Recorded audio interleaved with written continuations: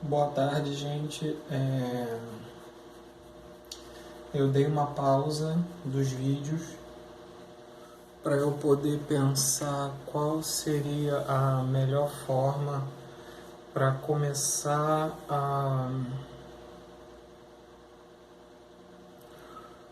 falar sobre coisas subjetivas e pegar gancho dentro da nossa realidade. Hoje o vídeo a gente vai falar sobre Yin Yang, ânimos e ânima, né? São termos da psicologia. Quando a gente escuta falar de Yin Yang, que a gente vê que é um equilíbrio do bem e do mal, né? Na verdade, isso é fraco, isso é superficial, porque na verdade o Yin Yang ele fala sobre a existência de duas polaridades. Por exemplo, a mola, ela tem o momento dela que ela está lá inerte, mas se você esticar, vai ter um momento que ela vai chegar no seu limite, e quando você voltar, ela vai voltar para o estado natural dela, né? Então, se eu tirar uma foto dela esticada e outra foto dela compactada, botar uma do lado da outra, é isso que quer dizer o Yin Yang, né? Que é o termo expansivo e restritivo. Tudo no universo é expansivo e restritivo, porque essa ação expansiva e restritiva, essa lei expansiva e restritiva é que faz o universo se movimentar, que faz o universo se mover. E nos vídeos anteriores eu disse que não existe bem e mal, existe apenas movimentos. E esses movimentos vão esbarrar com coisas que estão paradas, e para essas coisas pode-se entender que seja mal para elas saírem daquela inércia. Então, quando a gente fala sobre atitudes humanas, por exemplo, fulano fez uma escolha de fazer tal coisa, e essa tal coisa esbarrou com algo de alguém, e aquilo tirou aquela pessoa daquele estado, né? Aí aquela pessoa pode ter paixão, ter ódio, ter raiva, ter mágoa, ela vai agregar algum sentimento a essa ação que foi feita sobre ela. Quando o mago ele começa a entender sobre as leis verdadeiras, ele entende que todas as ações de todas as pessoas são naturais, segundo as verdades delas. Voltando pro vídeo de realidades e realidades paralelas. Então a realidade da pessoa ela está pautada no modo como ela vê a realidade. Lembra que eu dei aquele degradê de cores? E o degradê de cores cada um viu. Tem gente que viu 4 cores, tem gente que viu 20, e tem gente que não conseguia contabilizar quantas cores. Então, quer dizer, cada pessoa tem um modo expressivo de ver a realidade. E quanto mais sutil, mais apático, eu vou usar essa palavra, porque como a gente pode ter alguém que vá ver esse vídeo e seja muito emocional, apegado ainda, a pessoa pode achar que é uma coisa muito fria, mas não é. E aí você se torna apático sobre o sofrimento ou a conquista alheia. Porque, na verdade, o sofrimento e a conquista alheia é resultado de movimentos que a pessoa prestou ou não prestou atenção. Entendeu? Que é aí que está pautada a palavra coincidência. É quando o ser que está vivendo essa maré de movimentos e ele não tem ideia das leis que estão o movimentando. Entendeu? Agora eu vou adentrar. Lembra que eu falei para vocês sobre os elementais e o sistema de mônada? O sistema de mônada ele respeita essa coisa da expansão e da restrição. outros tipos de leitura que a gente pode ter de restrição. Restrição é o que? Restringir. É o receber, acolher, acoplar. Mas chega no limite dessa energia que vai fazer ela trincar e soltar. E, de novo, aí ela vai expandir. Isso acontece com os sóis, isso acontece com os planetas, cada um com o seu tempo, dependendo da reação química, molecular, né? Tem os minerais envolvidos, o tempo que cada mineral, ou mais pesado ou mais leve, os gases também têm os seus tempos de reação também de expansão e restrição. Então, quer dizer, expansão e restrição está na menor partícula do universo até a maior partícula do universo. O próprio universo é expansão e restrição. E a gente viu isso quando, metaforicamente, os elementais foram criados e tinham dois polos, o expansivo e o restritivo total, fez com que o universo, no caso, se partisse em 8 e dali começasse de novo o processo de restrição e expansão. Em Fibonacci, né, explica que o movimento de restrição e expansão não é reto, tá? Ele é circular, né? A mola é um grande exemplo. A mola é um objeto circular. Você já reparou como é que a água do ralo do banheiro vai embora? Ela está lá parada e ela começa a fazer isso daqui. Quando você enche a garrafa e vai esvaziar a garrafa, você faz assim, aí a água faz o movimento dos furacões e das marés. O feto, quando começa a se formar. O ouvido. Vocês estão entendendo? Que tudo... o cabelo capilar, ele também é assim, as cerdas dele, as ceramidas, né? Então vocês têm que entender que tudo na natureza, inclusive até a geometria de algumas flores, você vê também, né? Que é tudo em Fibonacci. E ela tem uma base, tá? Que filosoficamente até explica também as dimensões, a manifestação dessas dimensões, e a gente pode até ousar compreender. E no Yin Yang você percebe que é tipo uma gotinha para cá e a outra para cá, para sinalizar o que? O movimento que eu estou acabando de falar, tá? Mas não é um movimento cíclico aonde fica estagnado. É esse movimento tendendo sempre para cima ou sempre para baixo, formando a molinha mesmo. E sempre do centro para mais longe, para a extremidade, até quando chegar aqui e começar a encolher de novo, a restringir de novo, tá? Então tudo no universo se movimenta desta forma e tem essas duas leis de restrição e expansão. E aonde eu quero chegar com a leitura do Yin Yang, né? Do bem e mal, que na verdade são movimentos, do feminino e masculino. Aqui,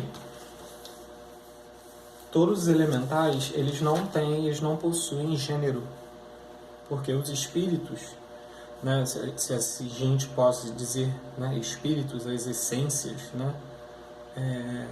Do plasma dos seres que vêm de Yetzirah, que é o fleuma, para Briah, que começa a virar a energia, né, vibracional, a energia mental, são seres que não possuem gênero. Então, metaforicamente na mitologia grega, quando Ouranos e Geia, Érebo e Nix, Pontos e Tálassa, e depois entre eles tem filhos, se vocês repararem, são pares, Ceus e Febe, Crios e Eurinome,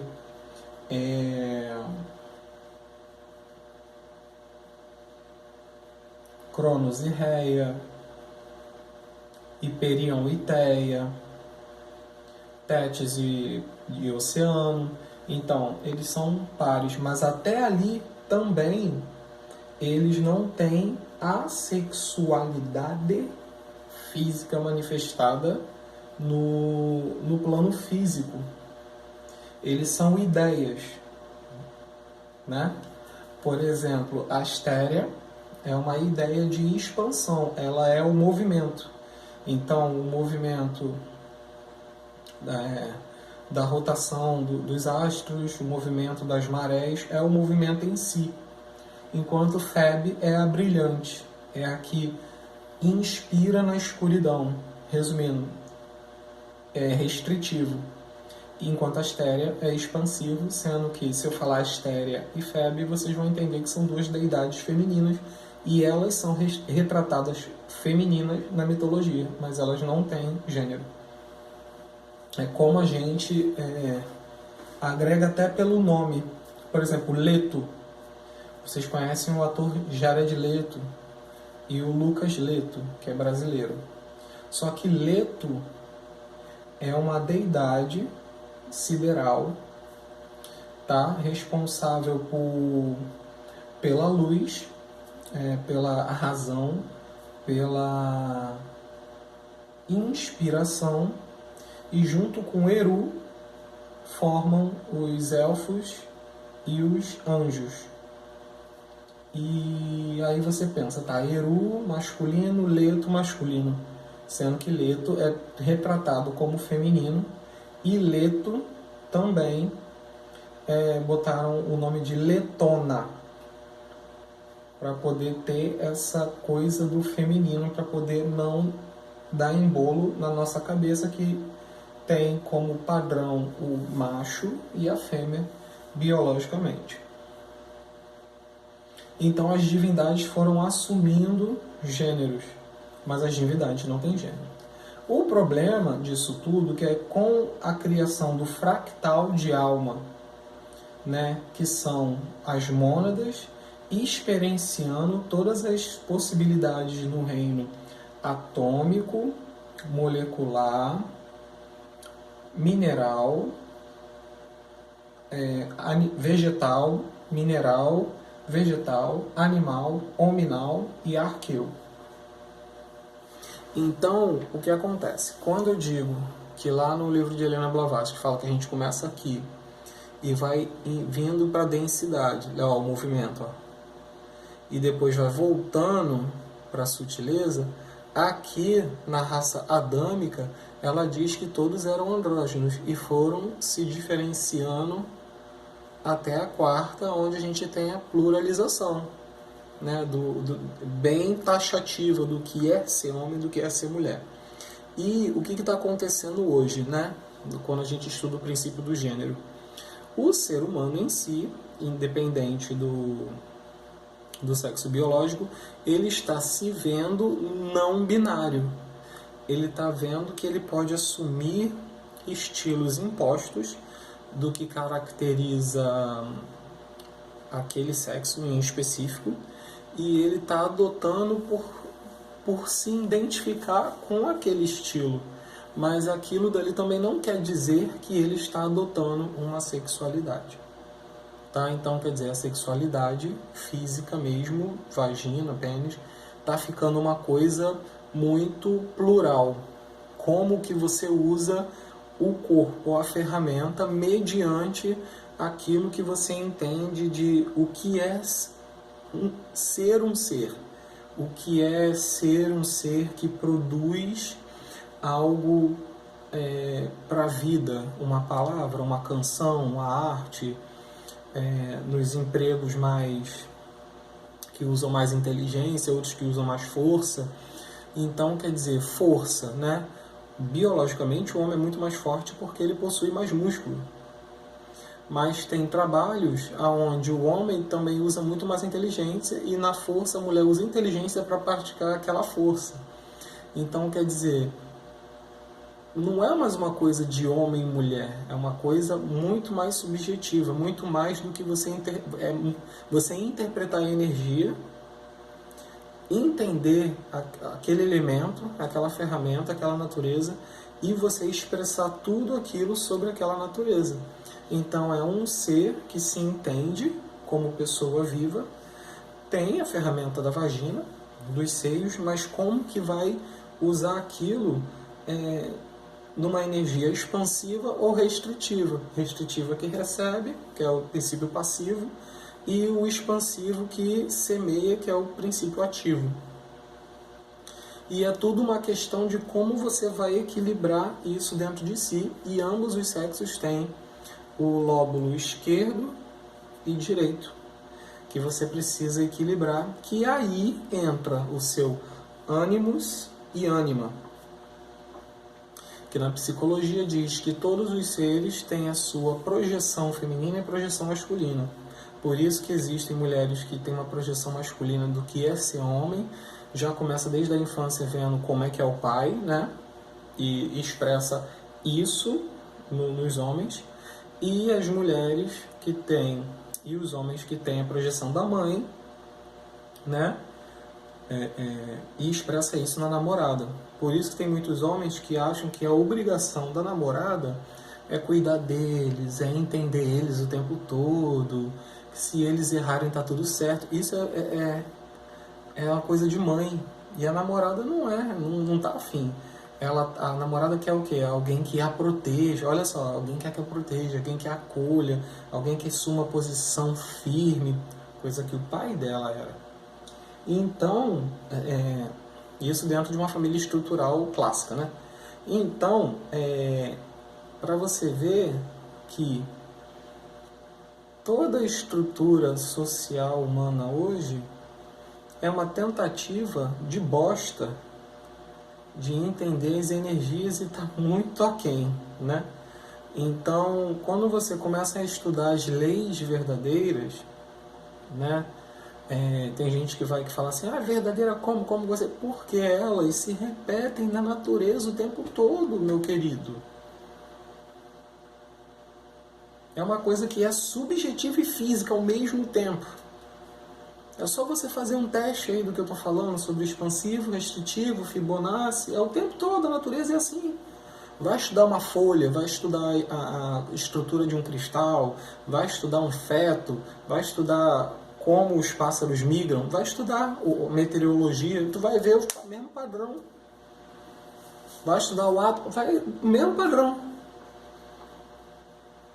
Entendeu? O mesmo padrão. Então, leis verdadeiras. E quando você começa a entender isso, você começa a entender que você, o cristal, o animal, a planta, é uma manifestação do divino, né? Que vai se pluralizar, ele vai se expandir, vai chegar lá no limite e vai começar a se formatar, e depois vai se manifestar, e essa manifestação vai experimentar todo tipo de situação, e essas situações vão encontrar outras situações, umas vão estar em movimento também, outras vão agregar próton e elétron, e as outras vão se repelir, próton com próton, elétron com elétron. Então, quer dizer, até nos movimentos mais simples de como você agrega uma amizade, como você concorda sobre um assunto, quando você vai com a cara de uma pessoa e da outra não, está nas mesmas leis. Entendeu? O cérebro, ele apenas não vai com a cara, mas na verdade é uma energia que está ali acontecendo, e o ego não deixa que você perceba. Acha que é antipatia. A gente dá nomes, né? Antipatia, o santo não bateu. Mas não, é uma energia. Uma energia que você tem que se perguntar, por que eu não fui com a cara daquela pessoa? Aí você vai achar vários argumentos bonitos, né? Não, porque o olhar da pessoa, não, porque a forma como ela se projeta, não, porque aqui naquele assunto ali específico ela foi, tipo assim, completamente burra, ignorante e tal. Aí você pergunta, quem é você para ficar ditando regra do que é burro, do que é ignorante, do que é mais, se você nem sabe da instrução da pessoa, do interesse que ela tem, entendeu? Mas é você que decide se vai gastar energia para entender ou agregar aquela pessoa na sua formação como ser que está experienciando. Resumindo, quanto mais eu sei do diferente e experiencio do igual, eu vou agregando em mim mais ferramenta, e quando acontecer de eu ser pego de surpresa, eu vou saber o que está havendo. Aí que é a dissolução do ego, porque você para de ser reativo às coisas que você julga errado e você passa a acolher o errado e entender que aquilo é um movimento. Por exemplo, os héteros. Gay é errado, gay não procria. Sim, gay não procria. E gay não está afim de procriar, porque se ele quiser procriar, ele vai pegar uma mulher e vai engravidar. Ou ele vai adotar um auau, um gato, ou um filho que um hétero não quis. Uma hétero, né? Porque eu também não vou botar a culpa em cima do homem. Que uma mãe abandonou porque ela não estava afim de criar filho, ela não se sentia psicologicamente preparada, né? Esses acidentes que acontecem quando a gente está distraído, virando o olhinho, sentindo tesão, mas a gente esquece que a gente tem um corpo em total e completo funcionamento, saudável, e que ele gera, né? Então é isso. Não existe vítima, ok? Existem pessoas distraídas que merecem uns tapas na cara. Aí vai estar, não gosto do gay, não sei por quê. Porque o gay, ele está, o afeminado, ele está mostrando para aquele hétero, dentro daquela construção toda dura, né, toda padrão, que o homem pode experienciar o lado que é dito feminino, mais sensível, mais não sei o que, tal, entendeu? Ou que o homem todo machudo, ele pode se render, ele pode ficar no princípio restritivo passivo e receber. Como existem heterossexuais que fazem com que a sua namorada seja a ativa da relação e ele ali pronto para ser usado. Então, quer dizer, são manifestações energéticas. Apenas manifestações energéticas. Entendeu? Vamos desconstruir a sexualidade e o ato sexual como algo que é inerentemente padronizado. A vida tem que parar de ser padronizada. Só existe um padrão, que são essas leis. E você as vive, e você as acolhe, e você as aprende. Caso contrário, você vai ficar aí parado, a vida vai te empurrar, vai te tirar do eixo, e você vai ficar puto à toa.